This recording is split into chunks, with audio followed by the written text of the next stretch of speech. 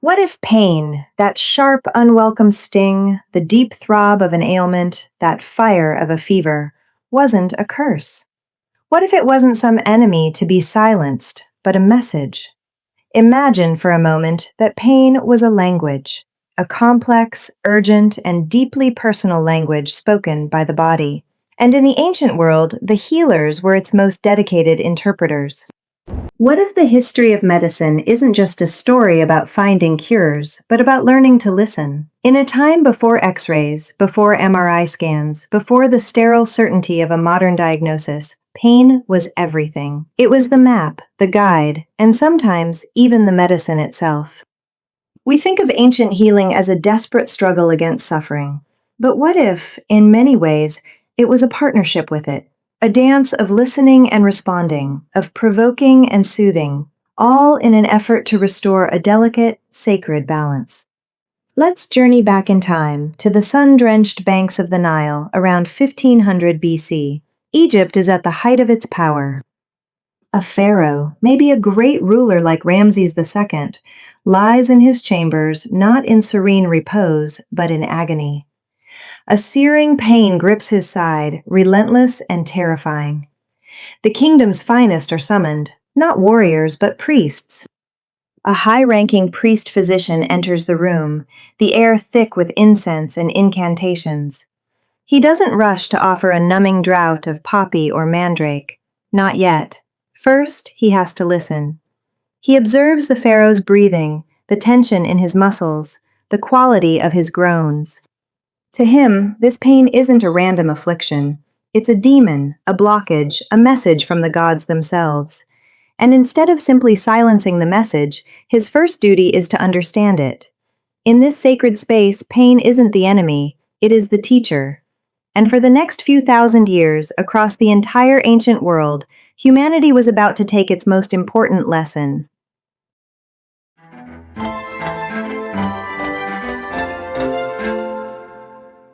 The Egyptians' view of pain as a profound signal wasn't an isolated belief.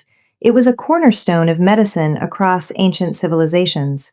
For our ancestors, the body wasn't a machine of disconnected parts, but an interconnected ecosystem of spirit, energy, and substance. Pain was the ultimate indicator of disharmony within that system. The Edwin Smith Papyrus, a stunningly practical medical text from around 1600 BC, gives us a window into their diagnostic mind. It methodically details examinations of fractures, dislocations, and wounds, but it's woven through with a deeper understanding. Healing was part physical intervention and part spiritual negotiation. Alongside it, the Ebers Papyrus, one of the most complete medical documents from ancient Egypt, lists hundreds of remedies for everything from digestive troubles to depression. It reads like a blend of a doctor's prescription pad and a book of spells. This duality is key. They believed pain could be caused by supernatural forces, the wrath of a god like the lion-headed Sekhmet, or an evil spirit that had invaded the body. But it could also be caused by something more tangible, which they described as blockages in the body's metu channels, believed to carry air, tears, blood, and spirit. Pain was the scream of a blocked channel. Whether the block was a demon or a physical obstruction, the physician's job was to pinpoint it and clear it. And to do that, they first had to learn the lesson of location.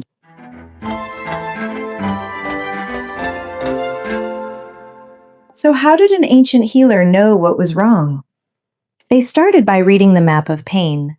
The location, the quality, the rhythm of a patient's suffering were the first and most vital clues. In Egypt, a throbbing headache wasn't just a headache. It might be addressed with a ritualistic chant while applying oils infused with frog fat, a remedy that sounds bizarre to us, but was rooted in their understanding of the world. A deep ache in the abdomen pointed to a different kind of imbalance, one that required different herbs and different incantations. A physician might press gently on different parts of the body, noting where the pain sharpened, trying to trace the path of the affliction. They performed a kind of manual diagnosis, using their hands and the patient's feedback to visualize the invisible blockage. This idea of pain as a diagnostic map stretches far beyond the Nile. In ancient Greece, the revolutionary physician Hippocrates of Kos, living around 400 BC, proposed a radical new theory. He argued that pain and illness weren't the whims of angry gods, but the result of an imbalance in the body's four essential fluids, or humors: blood, phlegm, yellow bile, and black bile. Each humor was associated with a different quality: hot, cold, wet, or dry. According to Hippocratic medicine, the type of pain you felt revealed which humor was in excess. A hot, inflammatory pain might suggest an overabundance of blood, leading to treatments like bloodletting to remove the excess. A dull, heavy ache might point to too much phlegm. By categorizing pain, Hippocrates and his followers were creating a systematic way to read the body's signals, transforming pain from a chaotic mystery into a solvable puzzle. For the first time in the Western world, pain was being treated as a clinical symptom, a piece of data. Halfway across the world, a similar yet distinct philosophy was taking shape in ancient India. The philosophical roots of Ayurveda stretch back to sacred texts like the Rig Veda around 1500 BC. This knowledge was later codified in detailed medical texts like the Charaka Samhita.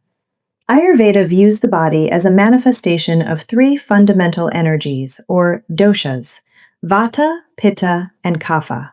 Pain, or shula, was seen as a direct consequence of an imbalance in these energies, particularly an aggravation of vata, the energy of movement. But just like in Greece, the type of pain mattered. A throbbing, shifting pain suggested a different imbalance than a sharp, burning one. Ayurvedic healers developed an incredibly sophisticated system of diagnosis that involved reading the pulse, observing the tongue, and, most importantly, listening intently to the patient's description of their pain. The pain's characteristics, was it sharp, dull, constant, intermittent, allowed the healer to create a highly personalized treatment plan of herbs, diet, and therapeutic practices designed to pacify the aggravated dosha and restore harmony. In all these cultures, the first step to a cure wasn't to silence the pain, but to ask it, "Where are you, and what are you trying to tell me?"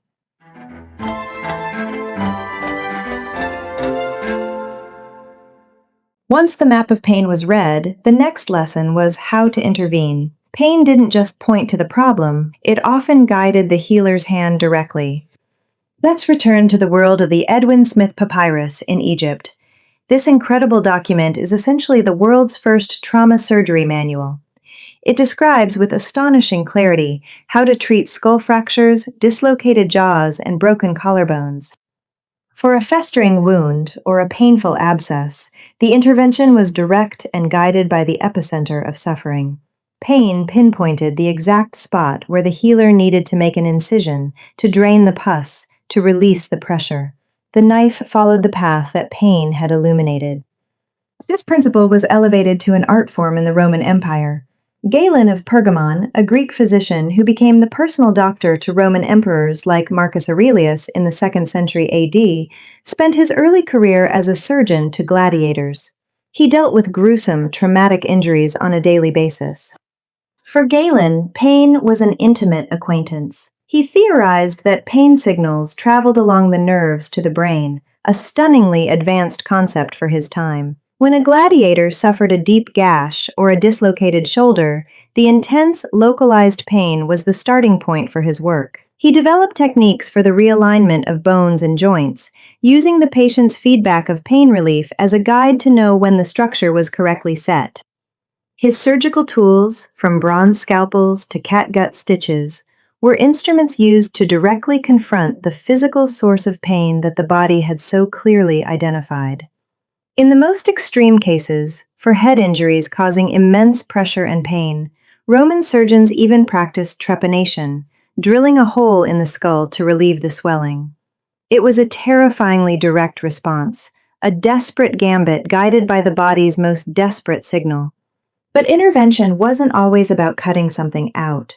In ancient China, a profoundly different approach emerged. Traditional Chinese medicine, with roots stretching back to the 2nd millennium BC, was codified in texts like the Yellow Emperor's Classic of Internal Medicine. Here, pain was understood as a sign of stagnant or blocked qi, the body's vital life force. This qi flows through invisible channels called meridians. Pain was a traffic jam in the river of life. The solution wasn't to remove the obstruction by force, but to coax it back into flow. This led to the development of acupuncture. An acupuncturist would identify the precise points along the meridians that were tender or blocked, often located far from the actual site of pain. The pain was the symptom, but the practitioner's skill was in tracing that symptom back to its root blockage in the energy system. Then, with incredible precision, they would insert fine needles into these points. The needle was a key, inserted into a lock that pain had revealed. The goal was to unblock the channel, release the stagnant qi, and restore the free flow of energy, thereby alleviating the pain.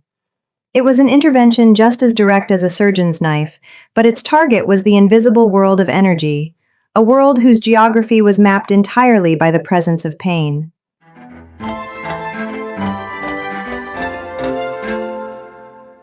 Perhaps the most alien, yet fascinating lesson that pain taught our ancestors was the lesson of provocation. In our modern world, the goal is almost always comfort, but in the ancient world, healers sometimes embraced deliberate discomfort. They didn't just soothe pain, they sometimes induced it, believing it could act as a catalyst to shock the body back into a state of health. This wasn't sadism, it was a calculated therapeutic strategy. In China, this principle is beautifully illustrated by practices like moxibustion, where the herb mugwort is burned near an acupuncture point to introduce a deep, penetrating heat. Another is cupping, where heated glass cups create a powerful suction on the skin, leaving dramatic, dark circles. Both practices can be uncomfortable, even a little painful, but the goal wasn't to cause suffering for its own sake. The induced pain was seen as a way to powerfully invigorate the flow of qi and blood, to break up stubborn blockages, and to draw out pathogenic forces like cold and dampness, believed to cause chronic pain. The temporary, controlled pain of the treatment was a small price to pay to expel the deeper, chronic pain of the ailment. It was a strategy of fighting fire with fire. The Egyptians, too, understood the power of a therapeutic shock. One of their most startling remedies for joint pain and headaches was a form of electrotherapy. They would take a Nile torpedo fish, a creature that can generate a significant electric shock, and press it against the afflicted body part. The resulting jolt would numb the area, providing temporary relief. It was a primal, organic version of a modern TENS machine. They also induced pain relief through cold, using chemical concoctions to rapidly chill the skin before procedures, understanding that an intense cold shock could block pain signals. These healers were manipulating the nervous system with the tools nature gave them, using a sudden, sharp sensation to override a persistent one. This theme of using extreme sensations echoes in Roman culture.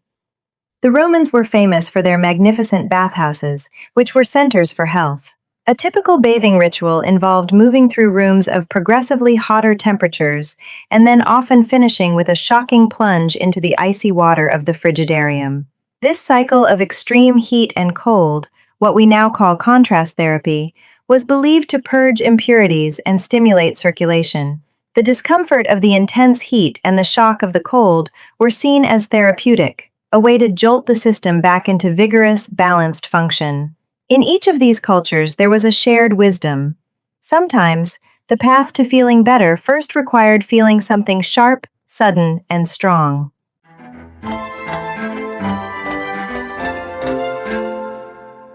Beyond the physical, pain has always carried a profound spiritual weight. For many ancient cultures, it was the most personal and terrifying way the divine realm communicated with the mortal world. To treat the pain, you had to address the spirit. In Egypt, healing was inseparable from magic. The priest-physician chanting incantations wasn't just putting on a show, he was engaging in a crucial part of the healing process. Pain could be a physical manifestation of a spiritual attack. So the remedy had to be twofold: an herbal salve for the body and a sacred spell to banish the demon who caused the wound.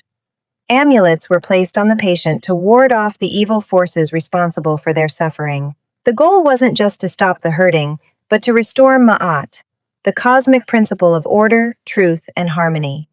Pain was a sign that Ma'at was disrupted, and only a combination of physical and magical intervention could set it right. This belief was even more codified in Mesopotamia. In the 18th century BC, the Babylonian king Hammurabi etched his famous legal code onto a stone stele. The Code of Hammurabi contains laws that set fees for successful surgeries and outlined brutal punishments for failures. For example, if a physician make a large incision with the operating knife and kill him, or open a tumor with the operating knife and cut out the eye, his hands shall be cut off. This wasn't just about medical malpractice. It reflected a belief that the outcome was tied to divine will. A successful surgery meant the gods were pleased. A failed one suggested the healer had worked against them. The patient's pain was caught in a cosmic drama, and the healer's success or failure had eternal and legal consequences. Healers used prayers and exorcisms alongside remedies made from the opium poppy to appease the gods causing the pain. Even in the more scientific-minded Greek world, the spiritual dimension never fully vanished. Before Hippocrates, temples dedicated to Asclepius, the god of healing, were the primary centers for care. The sick would make pilgrimages to these Asclepions, where they would sleep in a sacred dormitory in a process called incubation. They believed the god Asclepius would visit them in their dreams, either curing them directly or providing clues about the necessary treatment. The pain they brought into the temple was a plea, and the dream they received was the divine response. While Hippocrates championed a more rational approach, he never fully severed the cord to the sacred. He understood that a patient's state of mind and hope were integral to their recovery. Across these civilizations, a powerful truth emerges. Pain was never just a mechanical failure. It was a disturbance in the soul, a ripple in the fabric of the cosmos. And true healing required restoring not just the body, but a person's harmony with the universe.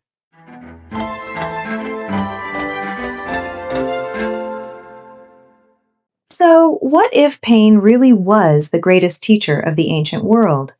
We've seen how it served as a map for diagnosis, guiding healers to the source of an ailment.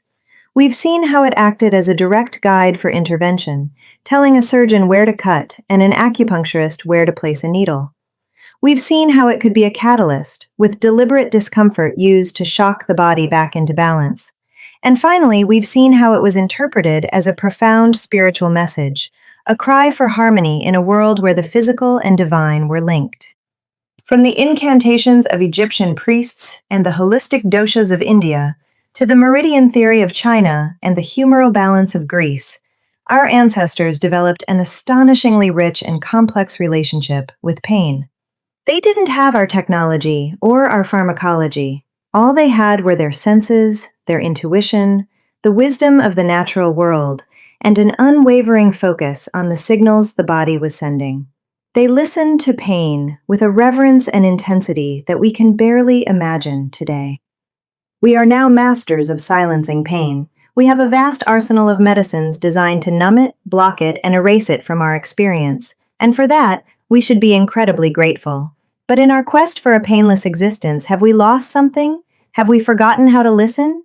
The story of ancient medicine reminds us that pain is more than a nuisance. It's a fundamental part of our biological and spiritual heritage. It's the body's oldest and most urgent language. And even now, it still has lessons to teach us. What ancient practices or beliefs about healing fascinate you the most? Is it the magic of Egypt, the energy work of China, or the rationalism of Greece? Let me know in the comments below. Stay curious and take care of yourself.